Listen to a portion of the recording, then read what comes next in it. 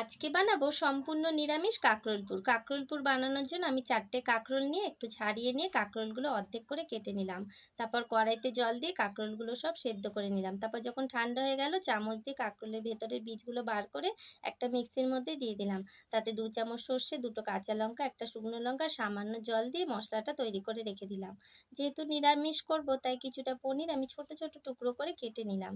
তারপর কড়াইতে তেল দিয়ে পনিরগুলো একটু নুন হলুদ মাখিয়ে পনিরগুলো যখন হালকা ভাজা হয়ে গেল তখন বেটে রাখা মশলাটা দিলাম। তাতে পরিমাণ মতো নুন হলুদ আর সামান্য একটু চিনি দিয়ে নেড়েচেড়ে পুরটা তৈরি করে নিলাম। তারপর কাঁকরোলে সমস্ত পুরগুলো ভরে নিলাম।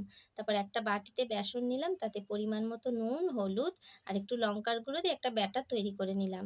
তারপর কাঁকরোলের পুরগুলো ওই ব্যাটারে চুবিয়ে কড়াইতে তেল গরম করে সমস্ত পুরগুলো লাল করে ভেজে তুলে নিলাম। তৈরি হয়ে গেল কাঁকরোল পুর।